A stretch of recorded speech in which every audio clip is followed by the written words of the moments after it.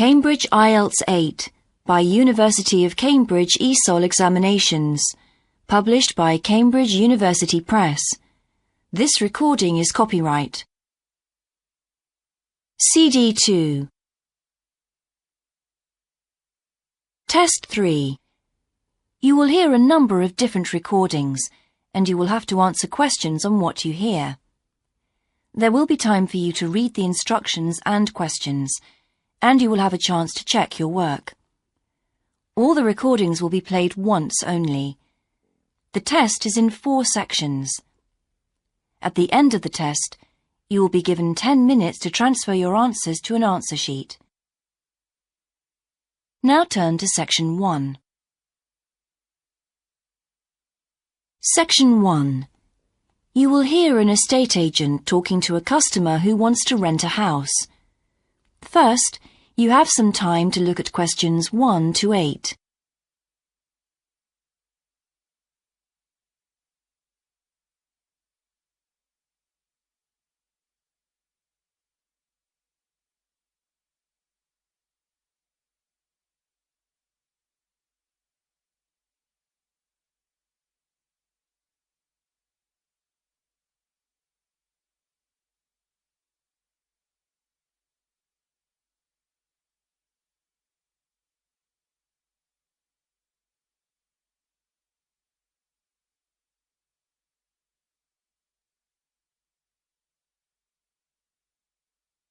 You will see that there is an example that has been done for you. On this occasion only, the conversation relating to this will be played first. Good morning. How can I help you? Hello. I'm interested in renting a house somewhere in the town. Right. Could I have your name, please? Yes, it's Stephen Godfrey. And tell me how many bedrooms you're looking for. Well, we'd need 4 because I'm going to share the house with 3 friends. The number of bedrooms needed is 4, so 4 has been written in the space. Now we shall begin. You should answer the questions as you listen, because you will not hear the recording a second time. Listen carefully and answer questions 1 to 8. Good morning. How can I help you? Hello. I'm interested in renting a house somewhere in the town. Right. Could I have your name, please? Yes, it's Stephen Godfrey. And tell me how many bedrooms you're looking for. Well, we'd need 4 because I'm going to share the house with 3 friends. OK. There are several of that size on our books. They mostly belong to families who are working abroad at the moment. What about the location? It'd be nice to be central. Oh, that might be difficult, as most houses of that size are in the suburbs. Still, there are a few. What's your upper limit for the rent? We'd like something around £500 a month, but we could go up to £600 if we have to. But we can't go beyond that. Do you know how long you want to rent the house for? The minimum let is 6 months, as you probably realise. We're at college here for 2 years, and we don't want to have to move during that time if we can avoid it. Right. And how soon do you want to move in? All our lets start on the 1st of the month. Well, as soon as possible, really, so that means September 1st. OK. Let me have a look at what we've got. We have photographs of all the houses on our book, so you can get an idea of what they're like. There's this one in Oakington Avenue at £550 a month, combined living room and dining room with a separate kitchen. It doesn't have a garage, though you can park in the road.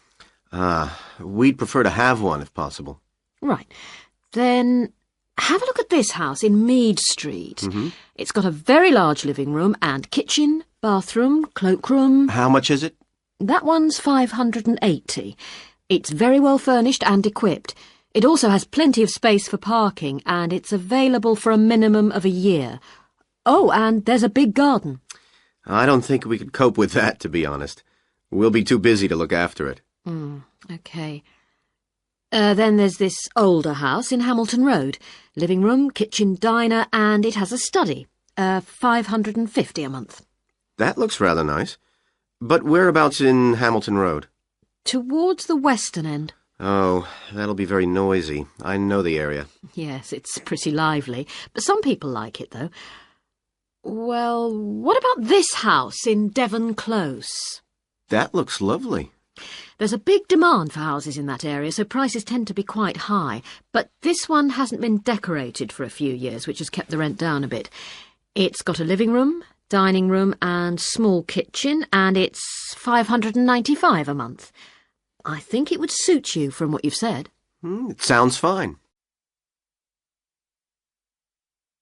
Before you hear the rest of the conversation, you have some time to look at questions 9 and 10.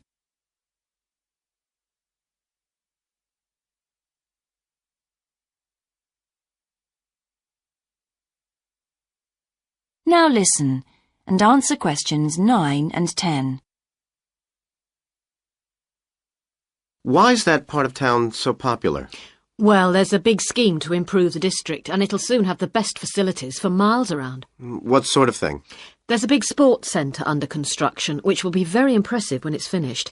In fact, the swimming pool's already opened, ahead of schedule, and it's attracting a lot of people. What about cinemas? Are there any in the area?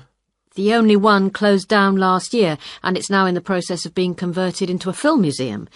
The local people are trying to get a new cinema added to the scheme. I think I heard something about a plan to replace the existing concert hall with a larger one. Ah, that's due to start next year. Well, it sounds an interesting area to live in. Could I go and see the house, please? Yes, of course. That is the end of section 1. You now have half a minute to check your answers.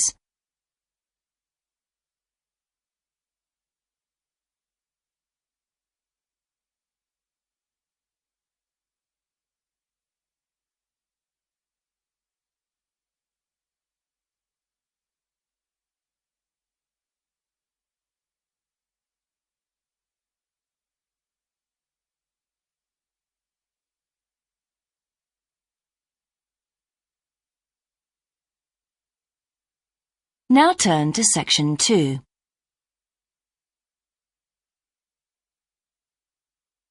Section 2. You will hear a man talking on the radio about a national arts centre. First, you have some time to look at questions 11 to 16.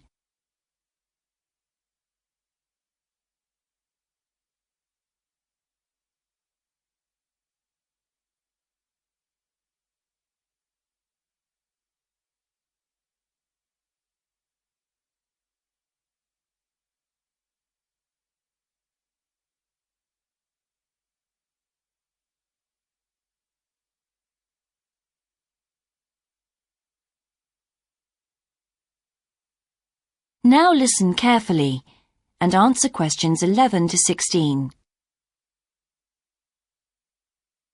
Hello, and welcome to Focus on the Arts. I'm your host, Dave Green, and this is your very own local radio programme. Every Friday evening, we put the spotlight on different arts and culture facilities and look at the shows and events that are on offer in the coming week. And today, the focus is on the National Arts Centre. Now, if you don't already know it yourself, I'm sure you've all heard of it. It's famous throughout the world as one of the major venues for classical music. But did you know that it's actually much more than just a place to hear concerts? The centre itself is a huge complex that caters for a great range of arts. Under a single roof it houses concert rooms, theatres, cinemas, art galleries and a wonderful public library, as well as service facilities including 3 restaurants and a bookshop. So, at any one time, the choice of entertainment there is simply enormous. So, how did they manage to build such a big arts complex right in the heart of the city? Well, the area was completely destroyed by bombs during the war in 1940. So the opportunity was taken to create a cultural centre that would be what they called the city's gift to the nation. Of course, it took a while for such a big project to get started, but it was planned in the 60s, built in the 70s, and eventually opened to the public in 1983. Ever since then, it has proved to be a great success. It's not privately owned, like many arts centres, but is still in public hands. It's run by the City Council. Both our National Symphony Orchestra and National Theatre Company were involved in the planning of the project, and they're now based there, giving regular performances every week. And as the centre is open 363 days of the year, there are plenty of performances to choose from. Before you hear the rest of the broadcast, you have some time to look at questions 17 to 20.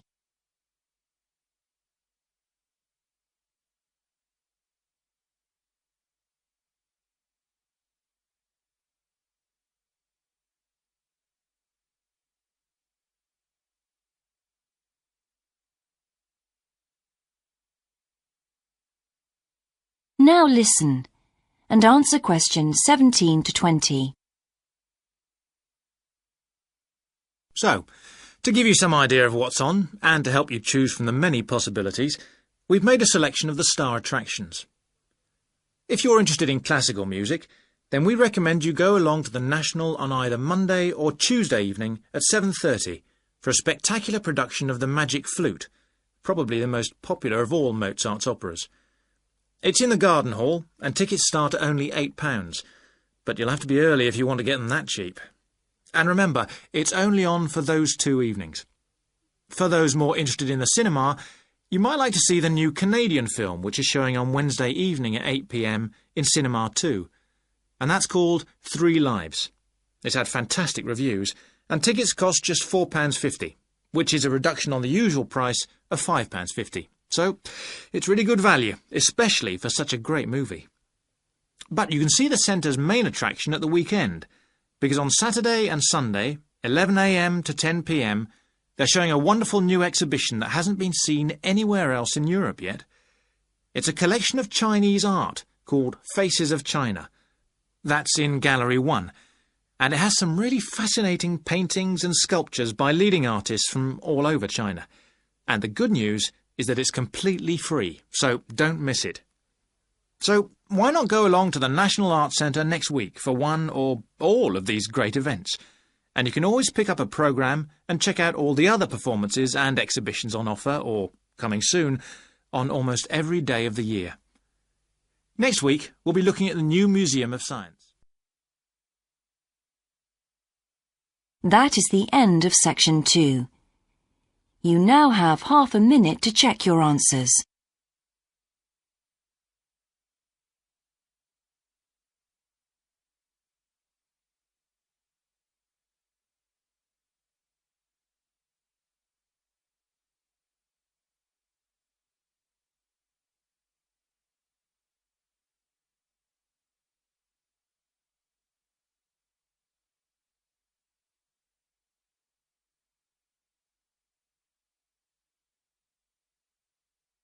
Now turn to section 3.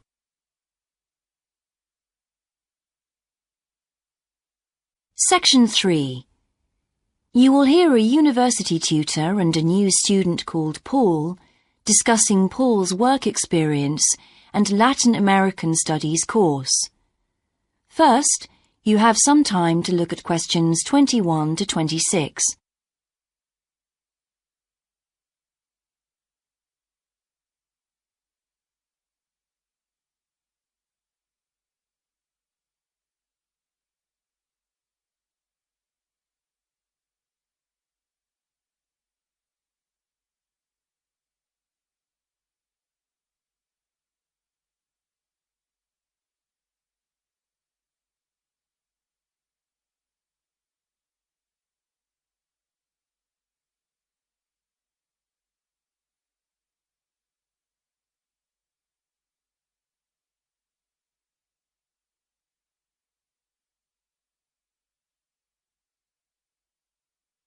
Now listen carefully and answer questions 21 to 26.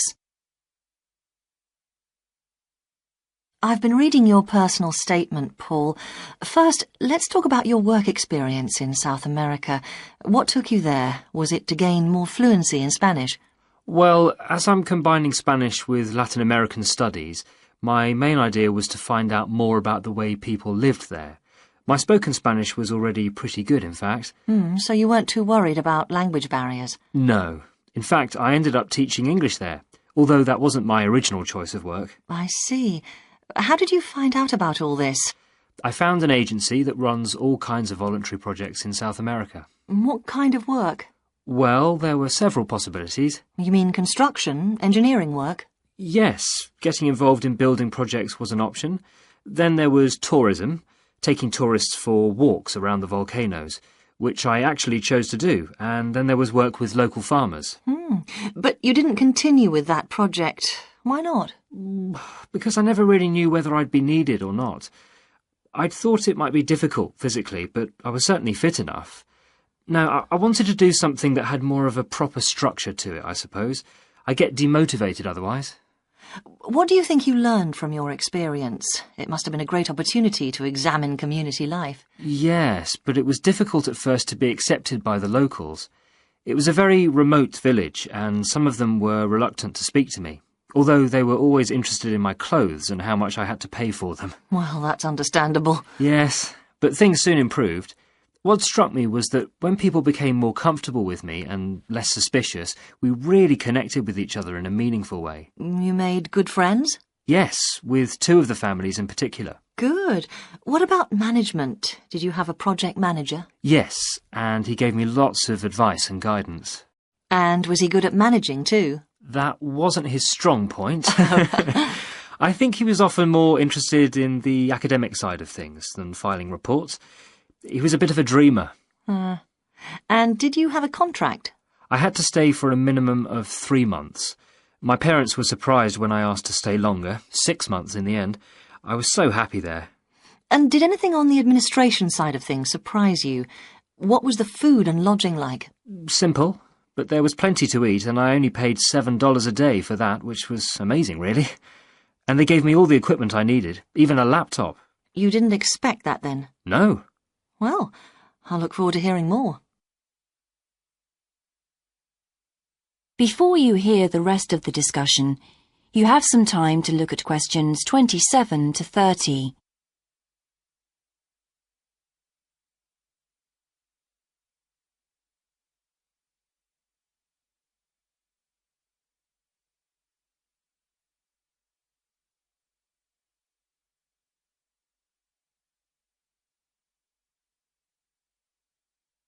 Now listen and answer questions 27 to 30.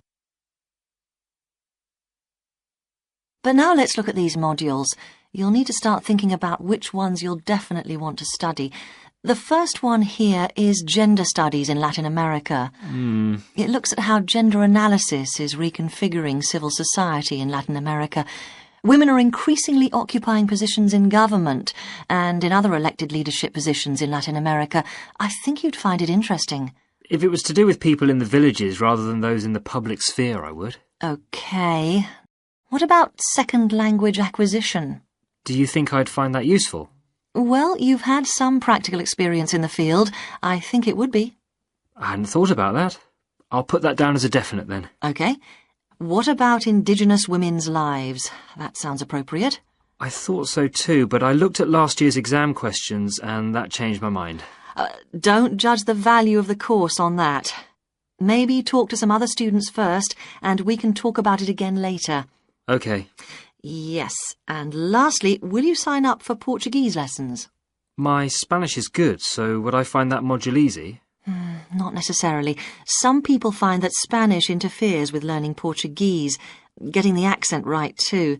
It's quite different in a lot of ways. Well, I'd much sooner do something else then. All right. Now, what we need to do is make a... That is the end of section 3. You now have half a minute to check your answers.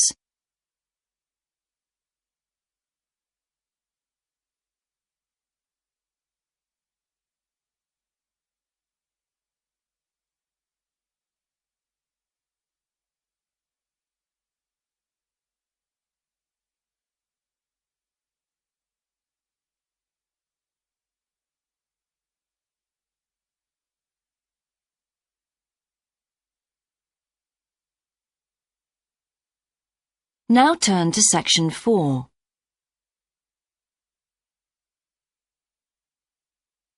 Section 4. You will hear a lecture about success in business systems. First, you have some time to look at questions 31 to 40.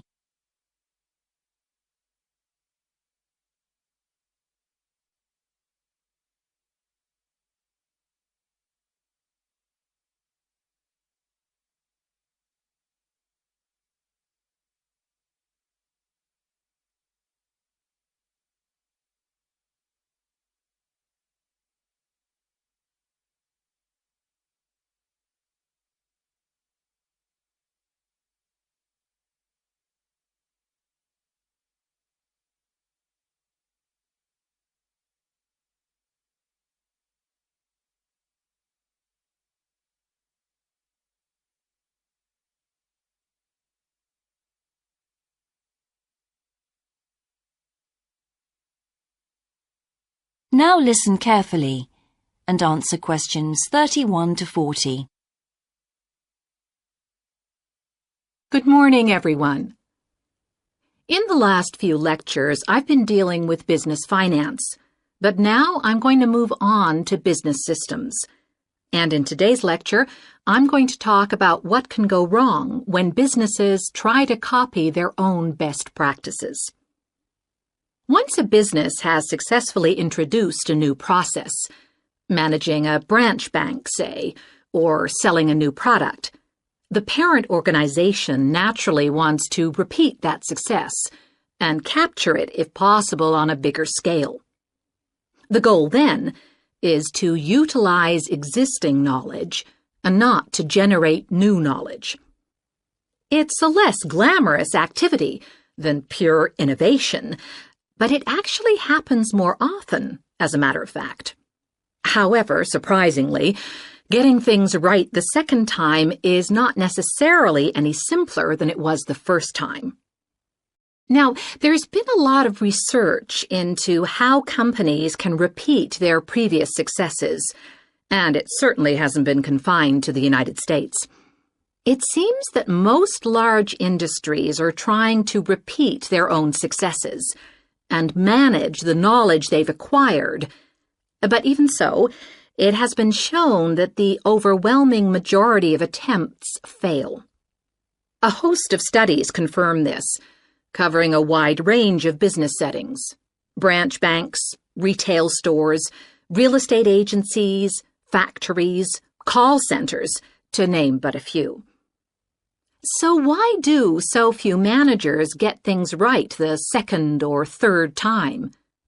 Let's consider one reason for failure: placing too much trust in the people who are running the successful operation, the experts, shall we say. Managers who want to apply existing knowledge typically start off by going to an expert, such as the person who designed and is running a successful department store, and picking their brains. Now, this approach can be used if you want to gain a rough understanding of a particular system, or understand smaller, isolated problems. The trouble is, even the expert doesn't fully grasp the whole thing, because when it comes to complex systems, the individual components of the process are interwoven with one another. The expert never has complete access to the necessary information. And the situation's complicated even further by the fact that experts are usually not aware of their own ignorance. The ignorance can take various forms. For instance, a lot of details of the system are invisible to managers. Some may be difficult to describe, learned on the job, and well known by workers, perhaps, but impossible to describe in a way that's helpful.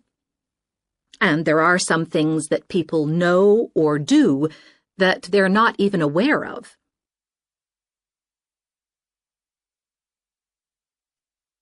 Now, let's consider two types of mistake that can occur when a manager actually starts to set up a duplicate system to replicate a successful process. Firstly, perhaps he forgets that he was just trying to copy another process and starts trying to improve on it. Another mistake is trying to use the best parts of various different systems in the hope of creating the perfect combination. Unfortunately, attempts like these usually turn out to be misguided and lead to problems. Why? Well, for various reasons. Perhaps there weren't really any advantages after all, because the information wasn't accurate. Or perhaps the business settings weren't really comparable. More typically, the advantages are real enough, but there are also disadvantages that have been overlooked. For example, the modifications might compromise safety in some way. So, what's the solution? Well, I don't intend to suggest that it's easy to get things right the second time. It's not. But the underlying problem has more to do with attitudes than the actual difficulty of the task, and there are ways of getting it right. These involve adjusting attitudes, first of all. Being more realistic and cautious, really. Secondly, they involve exerting strict controls on the organizational and operational systems. And this, in turn, means copying the original as closely as possible. Not merely duplicating the physical characteristics of the factory, but also duplicating the skills that the original employees had. Reliance on a template like this offers the huge advantage of built-in consistency. That is the end of section 4. You now have half a minute to check your answers.